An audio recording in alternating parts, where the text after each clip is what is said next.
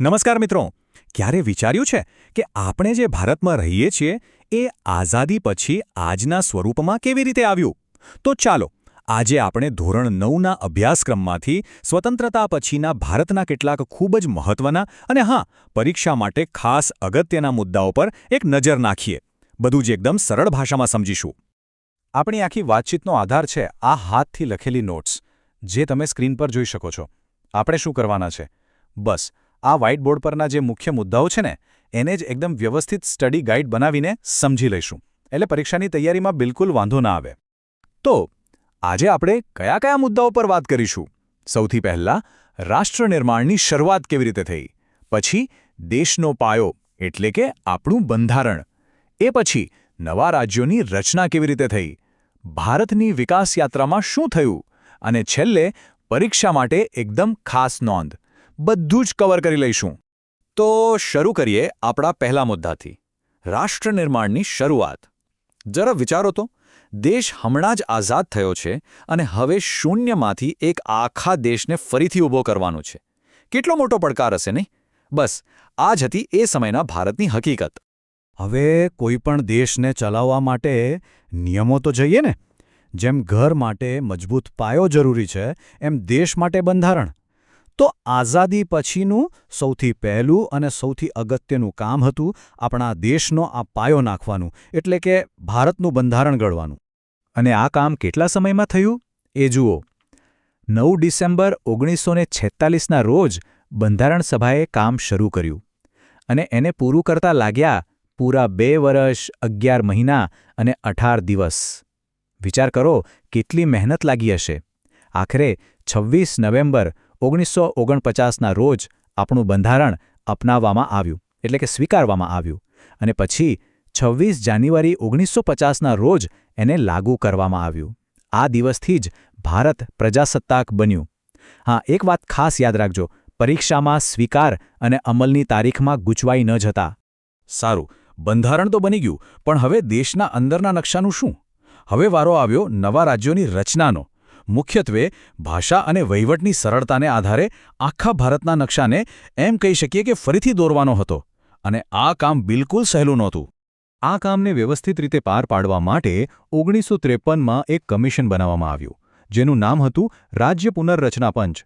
એનું કામ જ એ હતું કે આખા દેશમાં રાજ્યોની સરહદોને ફરીથી કેવી રીતે ગોઠવવી એ નક્કી કરવું. અને આ આખી પ્રક્રિયાનું એક પરિણામ આપણા બધા માટે ખૂબ જ ખાસ છે. એ છે 1 મે 1960, આપણો ગુજરાત સ્થાપના દિવસ. આ તારીખ તો પરીક્ષા માટે મોસ્ટ આઈએમપી છે, એટલે ભૂલ્યા વગર પાક્કી કરી લેજો. તો આ થયું કેવી રીતે? જુઓ, 1960માં બોમ્બે પુનઃરચના અધિનિયમ નામનો કાયદો આવ્યો. એ સમયે બોમ્બે એક દ્વિભાષી રાજ્ય હતું, મતલબ કે ત્યાં ગુજરાતી અને મરાઠી બંને ભાષા બોલાતી હતી. આ કાયદાથી એના 2 ભાગ પડ્યા અને બસ ગુજરાતી બોલતા લોકો માટે બન્યું આપણું ગુજરાત અને મરાઠી બોલતા લોકો માટે બન્યું મહારાષ્ટ્ર. પણ વાત અહીં અટકી નહીં. સમય આગળ વધ્યો અને વર્ષ 2000માં વધુ 3 નવા રાજ્યો બન્યા. યાદ રાખજો, બિહારમાંથી બન્યું ઝારખંડ, મધ્યપ્રદેશમાંથી છત્તીસગઢ અને ઉત્તર પ્રદેશમાંથી બન્યું ઉત્તરાખંડ. અને હજુ તાજેતરની જ વાત કરીએ તો 2014માં આંધ્રપ્રદેશમાંથી તેલંગાણા એક નવા રાજ્ય તરીકે અલગ થયું. તો તમે જુઓ, ભારતનો નકશો સમયની સાથે સાથે બદલાતો અને વિકસતો રહ્યો છે.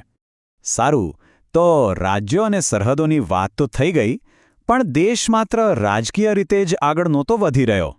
હવે આપણે એક એવી સિદ્ધિની વાત કરીશું જેણે ભારતને સીધો અવકાશમાં પહોંચાડી દીધો. તો સવાલ એ છે કે એક તરફ જ્યારે દેશની અંદર રાજ્યો બની રહ્યા હતા, ત્યારે બીજી બાજુ શું ચાલી રહ્યું હતું? ખાસ કરીને વિજ્ઞાનના ક્ષેત્રમાં ભારત શું કરી રહ્યું હતું? અને એનો જવાબ છે આ વર્ષ 1975. ભારતના ઇતિહાસમાં, ખાસ કરીને વિજ્ઞાનના ઇતિહાસમાં, આ વર્ષ સોનેરી અક્ષરે લખાયેલું છે. કેમ? કારણ કે 1975માં ભારતે પોતાનો વહેલો ઉપગ્રહ આર્યભટ્ટ અવકાશમાં લોન્ચ કર્યો. આ માત્ર એક સેટેલાઇટ નહોતો, પણ એ વાતનો પુરાવો હતો કે ભારત હવે ટેકનોલોજીની દુનિયામાં પાછળ નથી. આખા દેશ માટે એ ગર્વની ક્ષણ હતી. ઓકે, તો આપણે બધું જ સમજી લીધું. હવે છેલ્લે પરીક્ષા માટે એકદમ ઝડપી રિવિઝન કરી લઈએ. બધા જ અગત્યના મુદ્દાઓ એક જ જગ્યાએ, જેથી બધું બરાબર યાદ રહી જાય. આ ટેબલ પર ખાસ ધ્યાન આપજો. ચાલો મારી સાથે યાદ કરો. 1946 બંધારણ સભાની શરૂઆત. 1950 ભારત પ્રજાસત્તાક બન્યું. 1960 આપણા ગુજરાતની સ્થાપના. 1975 પહેલો ઉપગ્રહ આર્યભટ્ટ. અને પછી 2000 અને 2014માં નવા રાજ્યોની રચના. બસ આટલી તારીખો અને ઘટનાઓ પાકી કરી લેશો ને તો પરીક્ષામાં બહુ કામ લાગશે. તો આજની આપણી ચર્ચા અહીં પૂરી થાય છે. પણ જતાં જતાં એક સવાલ તમારા માટે.